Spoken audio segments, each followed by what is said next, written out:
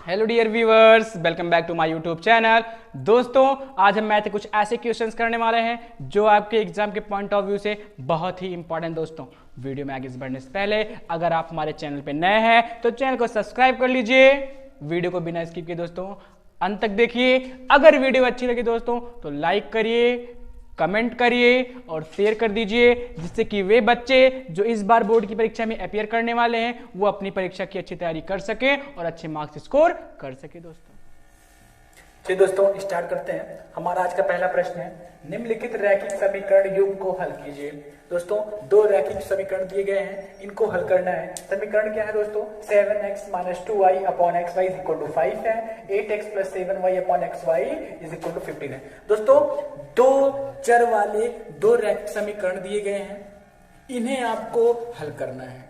वो समीकरण आपके हैं 7x - 2y अपॉन xy = 5 है दोस्तों, और 8x + 7y अपॉन xy = 15। ये तो आपके रैखिक समीकरण है, दो चर वाले दो रैखिक समीकरण, इन्हें आपको हल करना है। दोस्तों, रैखिक समीकरण कैसे हुआ आप जरा यहां देखेंगे तो यहाँ पे जो चर है आपका, जो वेरिएबल है, उसका मैक्सिमम पावर कितना है, अधिकतम घात कितना है? 1 है। अगर एक घात रहेगा तो 1, यानी कि रैखिक।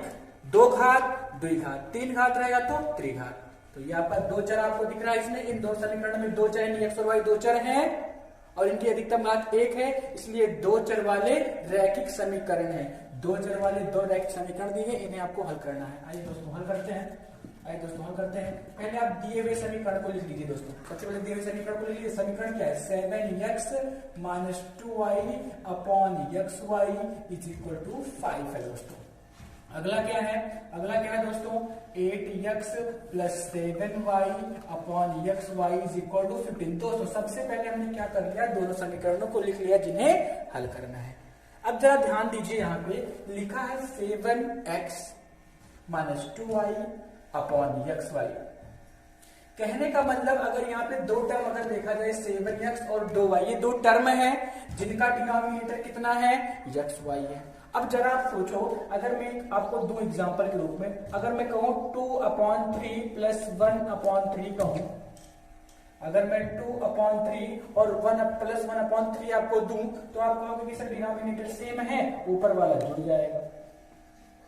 डिनोमिनेटर आपने 1 कर दिया ना, केवल 3 लिख दिया, ये प्लस था इसलिए जुड़ रहा है। अगर यही माइनस होता तो क्या होता? अबे माइनस का सिंबल लगता। ऐसे ही आप यहाँ पे देखो 7x - 2y अपॉन xy है, तो कहीं ना कहीं ये पहले किस टर्म में रहा होगा? 7x अपॉन xy रहा होगा और 2y अपॉन xy रहा होगा। समझ में रहा दोस्तों? पहले कैसे रहा होगा? ये 7x अपॉन xy रहा होगा और माइनस का 2y अपॉन xy रहा होगा। तो ये उसी फॉर्म में इसको क्या कर लेते हैं? चेंज कर लेते हैं दोस्तों। उसी फॉर्म में इसको चेंज कर लेते हैं। इसको लिखेंगे हम लोग क्या दोस्तों? इसको लिखेंगे 7x अपॉन xy लिख सकते हैं हम। डिनोमिनेटर सेम है, अलग अलग कर सकते हैं दोस्तों। 7x अपॉन xy और 2y अपॉन xy दोस्तों, और बराबर में आपका 5 दिया हुआ है। आइए आगे बढ़ते हैं दोस्तों। ऐसे दूसरे इक्वेशन को 8x upon xy + 7y upon xy। दोस्तों, डिनोमिनेटर जब सेम होता है तो न्यूमरेटर जुड़ना होता है, जुड़ जाता है, घटना होता है, घट जाता है दोस्तों। अगर हर आपका समान है तो अंश आपके जुड़ना होगा, जुड़ जाएगा, प्लस रहेगा तो जुड़ जाएगा, माइनस रहेगा बीच में सिंबल तो घट जाएगा दोस्तों। यहाँ पे दोनों का संयुक्त रूप, दोनों का डिनोमिनेटर सेम था इसलिए संयुक्त कर दिया गया था। आप इसे अलग अलग करके कर सकते हो। जैसे यहाँ पे 7x अपॉन xy हमने कर दिया, तो 2y अपॉन 2xy कर दिया, बीच में माइनस लगा दिया, बीच में माइनस है ना, = 5। ऐसे दूसरे समीकरण के लिए 8x अपॉन xy हो जाएगा दोस्तों, और 7y अपॉन xy हो जाएगा दोस्तों, बराबर 15 हो गया। समझ में आ रहा है? आइए आगे बढ़ते हैं दोस्तों। एक x से x क्या हो जाएगा दोस्तों? कैंसिल हो जाएगा आपका। y से y कैंसिल हो जाएगा दोस्तों। दूसरे समीकरण में भी x से x कैंसिल, y कैंसिल। समझ में आ रहा है दोस्तों? अरे भाई अपॉन में है, सेम वैल्यूज हैं तो कट जाएंगी। बचा क्या दोस्तों? 7 अपॉन y बच गया। यहाँ क्या बच गया दोस्तों? 2 अपॉन x बच गया और बराबर में 5 बच गया। यहीं से आप इक्वेशन 1 मान लीजिए इसको। और यहाँ पे क्या बचा है? 8 अपॉन y बचा है, 8 अपॉन y बचा है दोस्तों, 8 अपॉन y बचा है और प्लस का 7 अपॉन x बच गया और बराबर में 15 बच गया दोस्तों। इसको मान लीजिए इक्वेशन 2 मान लीजिए दोस्तों। ये क्या मान लेंगे? इक्वेशन 2 मान लेंगे। देखिए दोस्तों, यहां से आपका x कट गया था, यहां से y कट गया था, यहां से x कट गया था, यहां से y कट गया था, बचा क्या 7/y बच गया और 2/x बच गया, यहां से 8/y बच गया, 7/x बच गया दोस्तों। अब इन दोनों समीकरणों को आपको आराम से हल कर सकते हो आप, और इसी को हल करके आपको वैल्यू देनी है, x और y की वैल्यू आपको सॉल्व करनी है, निकालनी है।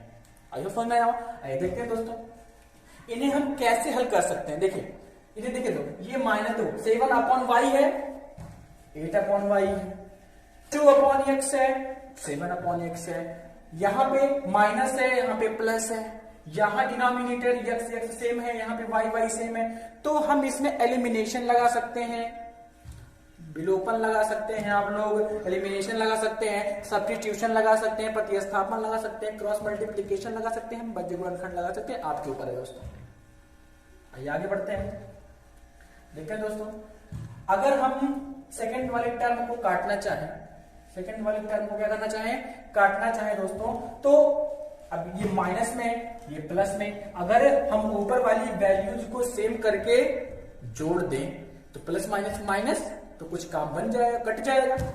2/x 7/x, नीचे डिनोमिनेटर सेम है, बस न्यूमरेटर सेम हो जाए तो आराम से ये एलिमिनेट हो सकते हैं, है ना जी, बिल्कुल। अब देखिए, अगर हम समीकरण 1 में दोस्तों, समीकरण 1 में न्यूमरेटर को बराबर करना है दोस्तों, 2 और 7 का एलसीएम 14 तो 2 को 14 बनाने के लिए 7 का गुणा करना पड़ेगा, 7 को 14 बनाने के लिए 2 का गुणा करना पड़ेगा। हम कहेंगे समीकरण 1 में दोस्तों, समीकरण 1 में दोस्तों अगर हम 7 का गुणा कर दें और समीकरण 2 में दोस्तों 2 का गुणा कर दें, और दोनों को क्या कर दें, दोनों को क्या कर दें दोस्तों, यहाँ पे प्लस, यहाँ पे माइनस, यहाँ पे प्लस, तो जोड़ना पड़ेगा ना, तभी तो एलिमिनेट होंगे। अब दिमाग में ख्याल होगा सर क्या हम y को नहीं काट सकते, जी बिल्कुल काट सकते हो, बट यहाँ पे दोनों के दोनों प्लस में तो आपको घटाना पड़ेगा। इतनी समस्या है कि आपको सेम करके, न्यूमरेटर सेम करके घटाना पड़ता है, आपको समझ में आ रहा है। आइए हम किसको काटना चाह रहे हैं, अब यहाँ पे हम लोग क्या करेंगे, जोड़ेंगे, क्या करेंगे, जोड़ेंगे, क्योंकि सेम सेम है ना, तो प्लस प्लस प्लस ये वाला हो जाएगा, प्लस माइनस माइनस आराम से कर सकता है। देखिए 1 में 7 का गुणा किया, तो 1 में 7 का गुणा किया तो 7 7 49y हो गया, 7 7 49y माइनस 7 दूनी 14/x हो गया, और 7 का 6 35 हो गया दोस्तों, समझ में आ रहा है। समीकरण 2 की बात कर ले, कितने गुणा किए हैं हम लोग, 2 का गुणा किए हैं, तो 8 दूनी 16/y हो गया, 8 दूनी 16/y हो गया, प्लस 7 दूनी 14 हो गया दोस्तों, 14/x, और 15 दूनी 20 हो गया दोस्तों। हम लोग क्या कर रहे हैं, हम लोग क्या कर रहे हैं दोस्तों, इसमें 7 गुणा करके, इसमें 2 का गुणा करके दोनों को क्या कर रहे हैं, जोड़ दे रहे हैं दोस्तों।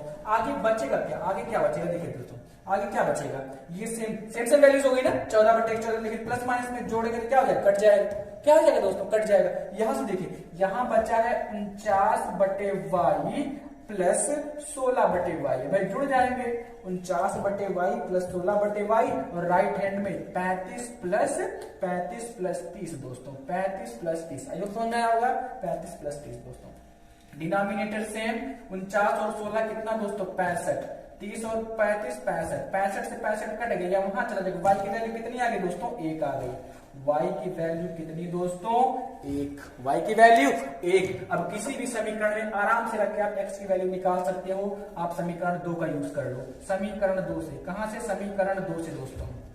देखिए यहां पे 8/y है, 8/y है, y की वैल्यू कितनी है, 1, तो 8/1 करोगे, 8/1 करोगे, और यहाँ पे 7/y रहने दो, 7/x, x की वैल्यू निकालनी है ना, y की तो 1 आ गई है, x, तो यहाँ पे बराबर में 15, ये प्लस में उतर जाएगा माइनस में, तो 7/x, 15 में से 8 जाएगा दोस्तों, 7 होगा, 15 में से 8 जाएगा, प्लस में उतर जाएगा माइनस, 15 माइनस 8, 7 ही तो बचेगा, 7 से 7 क्या होगा, कैंसिल, x बराबर भी कितना आ गया दोस्तों, 1 आ जाएगा, x बराबर भी कितना आ जाएगा दोस्तों, 1 आ जाएगा, यानी y की वैल्यू भी 1 और x की वैल्यू भी कितनी आ जाएगी, 1 आ जाएगी दोस्तों। आइए क्रॉस चेक कर लें, आइए क्रॉस चेक कर लें दोस्तों, 7x minus 2y/xy is equal to 5 आपको लाना है। अब देखिए अगर यहाँ पे x की वैल्यू 1 रखेंगे तो 7 एकम 7, 7 एकम, मेरे साथ चलिएगा, 7 एकम 7 माइनस 2 एकम 2, और नीचे 1 एकम 1 हो जाएगा, 1 का गुणा 1 में करेंगे तो 1 का होगा। अब 7 में से 2 गया दोस्तों 5, तो ये 5 इसके बराबर है कि नहीं? जी है, ये आपका सही हो गया। अगला देख लीजिए, 8 एकम 8 होता है और 7 एकम 7 बटे 1, 8 7 15, 15, 8 7 15, ये भी 15।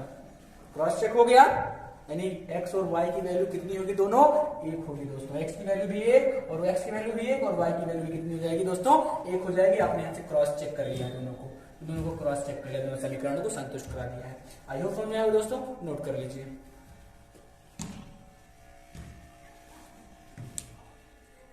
चलिए दोस्तों स्टार्ट करते हैं। हमारा दूसरा प्रश्न है, दो अंकों का योग दोस्तों 8 है, 8 है। दो अंकों का योग 8 है और इनके व्युत्क्रमों का योग 8 बटे 15 है दोस्तों। तो वो संख्याएं ज्ञात कीजिए। देखिए क्वेश्चन क्या कह रहा है कि दो अंकों का योग 8 है तथा उनके व्युत्क्रमों का योग 8 बटे 15 है, तो संख्याएं ज्ञात कीजिए दोस्तों। आइए हल करते हैं दोस्तों, आइए हल करते हैं।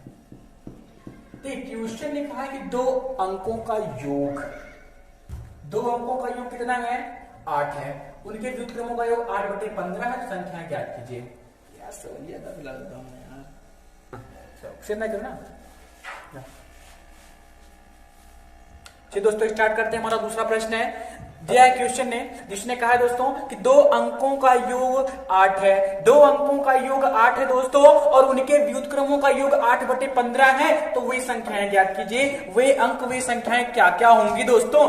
देखिए दो अंकों का योग 8 है। मैं आपको बता दूं दोस्तों, 0 से लेके 9 तक, 0 से 9 तक 1 2 3 4 5 6 7 8 ये जो होते हैं 0 से लेकर 9 तक, ये आपके डिजिट्स होते हैं दोस्तों। क्या होते हैं? डिजिट्स होते हैं, अंक होते हैं। क्या होते हैं? अंक होते हैं। और इन्हीं अंकों से मिलकर आपकी संख्या बनती है। जैसे अगर हम कहें कि एक अंक है, एक क्या है? अंक है। एक अंक और लिख दें तो दो अंक हो गए, एक और एक मिलकर कौन सी संख्या बन गई? 11। क्या बन गई? 11 दोस्तों। दो अंक मिलकर संख्या बनाते हैं, दो अंक मिलकर संख्या बनाते हैं और 0 से लेकर 9 तक जो आपके डिजिट्स, ये अंक होते हैं।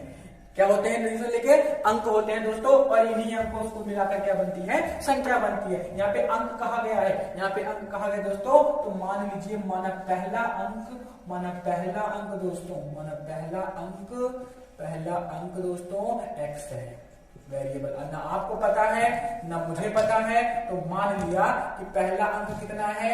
x है। मान लिया दोस्तों कि पहला अंक कितना है? x है। तो दूसरा अंक कितना होगा? आप सोच के बताओ। जब दोनों का योग 8 है, पहला आपने x मान लिया, तो दूसरा 8 से x कम होगा। 8 से क्या होगा? x कम होगा दोस्तों। तो दूसरा क्या होगा? तब दूसरा क्या होगा? तब दूसरा अंक क्या होगा दोस्तों? तो दूसरा अंक हो जाएगा 8 माइनस x हो जाएगा। सोचिए जरा सोचिए दोस्तों, अगर आपके पास 10 रुपए है, अब एक जो है वो 2 का सिक्का है, एक क्या है? 2 का सिक्का है। अब कितने रुपए बचे आपके पास? तो 10 माइनस 2 करोगे तो 8 ही तो मिलेगा। यानी जो होगा वो 10 में से 2 कम ही होगा। जितने रुपए बचेंगे आपके पास, मान लो आपके पास 10 रुपए हैं, उनमें से एक 2 का सिक्का है, तो बाकी कितने हैं? दूसरे कितने हैं? तो दूसरे 10 में से 2 घटाने में पता चलेगा ना। ऐसे ही दो अंकों का योग 8 है और पहली संख्या अगर x हो गई तो दूसरी संख्या 8 से कितना कम होगी? वो x से ही कम होगी दोस्तों। आपने माना पहला अंक x है, तो दूसरा अंक 8 माइनस x होगा। अब आगे क्या कहा है दोस्तों? आगे क्या कहा है? इनका व्युत्क्रम, रेसिप्रोकल, उल्टा व्युत्क्रम। अगर पहली संख्या x है तो इसका रेसिप्रोकल कितना होगा? 1 बटे x होगा। दूसरी संख्या 8 माइनस x है तो इसका रेसिप्रोकल कितना होगा? 1 बटे 8 माइनस x होगा। समझ में आ रहा है दोस्तों? आइए देखते हैं। तब इनका तब x का व्युत्क्रम, x का व्युत्क्रम कितना होगा दोस्तों? मुझे बताइए। x का व्युत्क्रम 1 बटे x, व्युत्क्रम उल्टा रेसिप्रोकल x का 1 बटे x, तथा दूसरी संख्या क्या है? दूसरा अंक क्या है? 8 माइनस x है, तो इसका व्युत्क्रम, इसका व्युत्क्रम क्या होगा दोस्तों? इसका व्युत्क्रम क्या होगा जरा मुझे बताइए। इसका व्युत्क्रम 1 बटे 8 माइनस x होगा। क्वेश्चन ने जैसा कहा था कि दो संख्याओं, दो अंकों का योग 8 है, इनके व्युत्क्रमों का योग 8 बटे 15 है, तो अंक या संख्याएं ज्ञात कीजिए। आपने पहला अंक मान लिया x, तो दूसरा 8 में से x कम होगा। अब इनका व्युत्क्रम x का व्युत्क्रम 1/x और 8/x का व्युत्क्रम 1/8/8 माइनस x ना होगा, ये देखते हैं दोस्तों। तब प्रश्नानुसार दोस्तों प्रश्नानुसार क्या होगा? क्वेश्चन ने कहा है कि इनके व्युत्क्रमों का योग, यानी पहला अंक 1/x का व्युत्क्रम, दूसरा अंक का व्युत्क्रम 1/8 माइनस x, इनके व्युत्क्रमों का योग, पहले अंक का व्युत्क्रम 1/x, दूसरे अंक का व्युत्क्रम 1/8 माइनस x का योग कितना है दोस्तों? 8/15 है। कितना है? 8/15 है। कितना है? 8/15 है। आइए देखते हैं दोस्तों, क्रॉस मल्टीप्लाई कर लीजिए। 8 माइनस x का 1 में गुणा करोगे तो 8 माइनस x ही होगा, x का 1 में करोगे तो x हो जाएगा दोस्तों। और नीचे x ब्रैकेट में 8 माइनस, भाई नीचे गुणा होगा ना, फ्रैक्शन है, क्रॉस मल्टीप्लाई करोगे, इसका यहाँ पे होगा, इसका यहाँ पे, नीचे वाले का नीचे वाले में, एक बार डिनोमिनेटर का ऊपर वाले नोमिनेटर में, इधर डिनोमिनेटर का न्यूमरेटर में, और लास्ट में डिनोमिनेटर का डिनोमिनेटर में, और बराबर में क्या? 8/15 दोस्तों। समझ में आ रहा है? आइए आगे देखते हैं दोस्तों, आइए आगे देखते हैं। Plus minus cancel out, x plus में था, माइनस में था, कट गया, बचा क्या? बचा है दोस्तों 8। यहां से 8 x का अंदर गुणा कर दीजिए। देखिए हमने यहां से गुणा किया 8 माइनस x का 1 में, तो 8 माइनस x हो गया, x का 1 में किया, x हो गया नीचे, डिनोमिनेटर का डिनोमिनेटर, तो x ब्रैकेट में 8 माइनस x हो गया, और बराबर में 8/15, क्योंकि क्वेश्चन ने कहा कि व्युत्क्रमों का योग कितना है? 8/15 है दोस्तों। अब ये प्लस माइनस कैंसिल आउट हो गया, बचेगा केवल 8, नीचे x ब्रैकेट में 8 माइनस x हो गया, यहाँ पे 8/15, अंदर गुणा कर दीजिए, x का 8 में करेंगे दोस्तों तो 8x हो जाएगा, यहाँ पे माइनस है, प्लस माइनस माइनस, x का x में दोस्तों x स्क्वायर, x का x में स्क्वायर, बेस अगर सेम है तो गुणा में खाते जुड़ जाते हैं दोस्तों। बेस अगर सेम है, x इंटू x कर रहे हैं, बेस अगर सेम है तो इसकी घात एक कितना हो गया? 2, गुणा में खाते जुड़ जाती हैं और डिवाइड में खाते घट जाती है, भाग में घाते घट जाती है, अगर बेस सेम है तो बराबर 8/15 दोस्तों। आगे बढ़ते हैं दोस्तों, क्रॉस मल्टीप्लाई कर लीजिए। 15 का 8 में करोगे 15 8 120 होता है, 15 8 120। यहाँ दोस्तों आप ऐसा कर सकते हो, ये पूरा उधर भेज दो तो यहाँ गुणा हो जाएगा, 8 का 8x माइनस x स्क्वायर हो गया ये, और ये गुणा में इधर आएगा भाग में, x स्क्वायर 120/8 हो गया, बराबर 8x माइनस x स्क्वायर बच जाएगा। देखिए जरा ध्यान से, 15 8 120, इसका पूरा उधर गुणा होगा तो 8 into 8x minus x square, ये गुणा में रहेगा भाग में, 15 8 120 यानी कितना बच गया? 15 बच गया दोस्तों। ये 8x माइनस x स्क्वायर, ये आपका द्विघात समीकरण बनने जा रहा है दोस्तों। द्विघात समीकरण प्लस में माइनस में रहेगा, प्लस में x square minus 8x plus 15 बराबर 0 दोस्तों।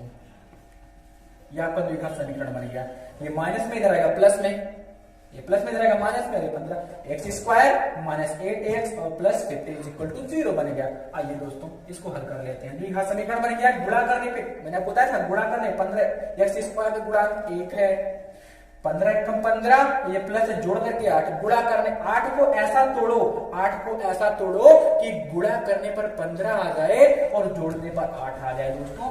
कोई दिक्कत नहीं, आप आराम से कर सकते हो।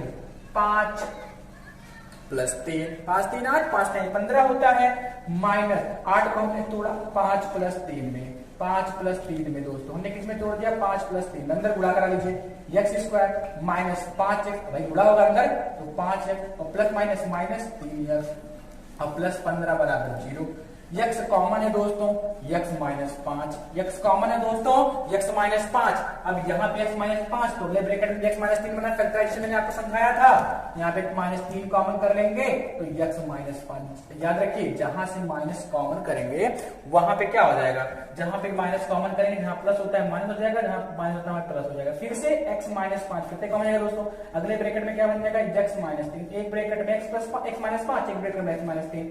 अंदर देखिए जब देखिए दोस्तों, जब x माइनस 5 बराबर 0 तो x बराबर कितना? 5 मिल गया, और जब x माइनस 3 बराबर 0 तो x बराबर कितना मिल गया? 3। अब देखिए आपने पहली संख्या क्या मानी है? x मानी है, तो जब आप x बराबर 5 लोगे, यानी कि जब आप पहली संख्या या पहला अंक आप लोगे, जब आप पहला अंक लोगे 5, तो दूसरा उस स्थिति में आपको कितना मिलेगा, दूसरा कितना मिलेगा, क्योंकि दोनों का योग कितना है, दोनों का योग दोस्तों 8 है, तो दूसरा अंक कितना मिलेगा 3, दूसरा अंक कितना मिलेगा 3 मिलेगा। और जब पहला आप 3 लोगे तो दूसरा कितना मिलेगा 5, यानी आपके राइट आंसर क्या हो जाएंगे, वो दोनों कौन कौन से होंगे, 5 और 3 होंगे। आइए क्रॉस चेक कर लेते हैं, दोनों का योग, क्वेश्चन ने कहा था कि दोनों का योग, तो 5 और 3 कितना हो गया 8 हो गया, 5 और 3 कितना हो गया 8 हो गया। अब इनका व्युत्क्रम यानी कि 1/5 प्लस 1/3 क्रॉस चेक कर लीजिए, क्रॉस मल्टीप्लाई, 3 एकम 3 और 5 एकम 5 बटे 5 × 15, 5 और 3 कितना हो गया 8/15 दोस्तों। अब क्रॉस भी चेक हो गया, आई होप समझ में आएगा, नोट कर लीजिए। चलिए दोस्तों स्टार्ट करते हैं, हमारा आज का तीसरा प्रश्न है, दो समकेंद्रीय वृत्तों जिनका केंद्र O है, त्रिज्याएं 7 सेंटीमीटर तथा 3.5 सेंटीमीटर है, के चाप PQ तथा AB है, यदि कोण POQ बराबर 30 अंश दोस्तों, तो छायांकित भाग का क्षेत्रफल ज्ञात कीजिए। देखिए दोस्तों क्वेश्चन ने कहा है कि दो समकेंद्रीय वृत्त हैं, जो दो समकेंद्रीय वृत्त हैं जिनका केंद्र O है।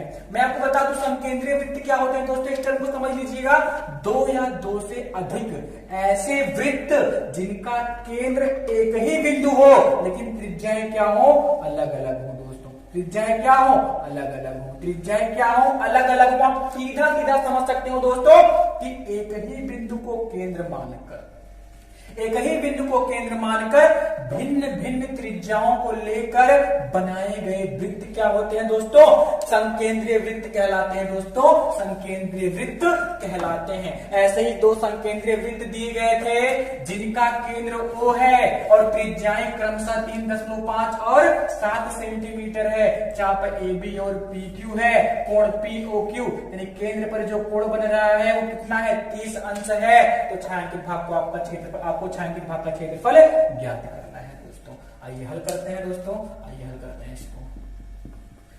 देखिए दोस्तों क्वेश्चन ने कहा कि दो समकेंद्रीय वृत्त हैं, अब दो समकेंद्रीय वृत्त तो देखिए ध्यान दीजिएगा, ये मैंने एक वृत्त बना दिया दोस्तों, एक वृत्त मैंने बना दिया, ये इसका केंद्र ले लिया, समझ में आ रहा है, एक वृत्त बना दिया, केंद्र ले लिया, ये दोनों त्रिज्याएं हैं, ये संगत चाप है, तो क्या मुझे आप बता सकते हैं कि ये भाग का क्या नाम है, वृत्त की किन्हीं दो त्रिज्याओं तथा संगत चाप के मध्य घिरा भाग जो दोस्तों होता है उसे हम बोलते हैं त्रिज्यखंड। क्या बोलते हैं, त्रिज्यखंड दोस्तों, क्या बोलते हैं, त्रिज्यखंड बोलते हैं दोस्तों। ऐसे ही क्वेश्चन को आप समझ सकते हो कि दो अलग अलग वृत्त थे जिनका केंद्र सेम है, संकेंद्रीय वृत्त है, अंदर वाली त्रिज्या 3.5, बाहर वाली वृत्त की त्रिज्या कितनी है 7 है, ये पूरा कोण 30 अंश है, छायांकित भाग यहाँ है, तो क्षेत्रफल आपको ज्ञात करना है। हम ये कहेंगे कि ये त्रिज्या, इस त्रिज्या के लिए ये O है, ये P है, ये Q है, ये A है और ये B है दोस्तों। हम कहेंगे कि OP त्रिज्या वाले वृत्त के लिए, OP तथा OQ त्रिज्या वाले वृत्त के लिए ये पूरा पार्ट क्या है, त्रिज्यखंड है, ये पूरा पार्ट क्या है, त्रिज्यखंड है। और OA तथा OB त्रिज्या वाले वृत्त के लिए ये त्रिज्यखंड है OAB। अगर हम बड़े त्रिज्यखंड में से छोटा वाला त्रिज्यखंड घटा देंगे तो क्या छायांकित भाग नहीं मिल जाएगा दोस्तों, जी हाँ बिल्कुल मिल जाएगा, जी बिल्कुल मिल जाएगा। आपको दिया है बड़े वृत्त की त्रिज्या दोस्तों, बड़े वृत्त की त्रिज्या आप लिख लीजिए साफ साफ, बड़े वृत्त की त्रिज्या दोस्तों, यानी कि R2 कितना, R2 या फिर R1 ले लीजिए, R1 कितना दोस्तों 7 सेंटीमीटर, कितना दोस्तों 7 सेंटीमीटर, कितना दोस्तों 7 सेंटीमीटर। और छोटे वृत्त की त्रिज्या, छोटे वृत्त की त्रिज्या कितना दोस्तों, कितना दोस्तों, छोटे वृत्त की त्रिज्या R2 ले लीजिए, कितना दिया है 3.5 या फिर हम इसे कहेंगे 7/2 सेंटीमीटर। आई होप समझ में आ रहा होगा दोस्तों, 3.5 मतलब 3.5 किसका 7/2 ही तो होता है, आप काटोगे तो 2 6 2 5 10 3.5 ही आएगा, यानी हम 3.5 को 2 से 2 7/2 लिख सकते हैं। हमको छायांकित भाग ज्ञात करना है, तो त्रिज्यखंड OQP में से OBA घटा देंगे तो आपको छायांकित भाग मिल जाएगा दोस्तों। त्रिज्यखंड एक बार फिर समझेंगे, वृत्त की किन्हीं दो त्रिज्याओं और संगत चाप के मध्य, वृत्त की किन्हीं दो त्रिज्याओं तथा संगत चाप के मध्य घिरा भाग क्या कहलाता है दोस्तों, क्या कहलाता है, त्रिज्यखंड कहलाता है। दोनों त्रिज्यखंड है, बड़े त्रिज्यखंड में छोटा वाला त्रिज्यखंड करना है, घटाना, जिससे कि हमको छायांकित भाग मिल जाए दोस्तों। तो लिखेंगे दोस्तों कि छायांकित भाग का क्षेत्रफल, छायांकित भाग का क्षेत्रफल दोस्तों, छायांकित भाग का क्षेत्रफल क्या हो जाएगा, क्या हो जाएगा दोस्तों, हो जाएगा त्रिज्यखंड, हो जाएगा दोस्तों त्रिज्यखंड। बड़ा वाला क्या है, बड़ा वाला त्रिज्यखंड है ओ क्यू पी, त्रिज्यखंड ओ क्यू पी का क्षेत्रफल, ओ क्यू पी का क्षेत्रफल माइनस त्रिज्यखंड दोस्तों, माइनस त्रिज्यखंड ओ ए बी का क्षेत्रफल, ओ ए बी का क्षेत्रफल।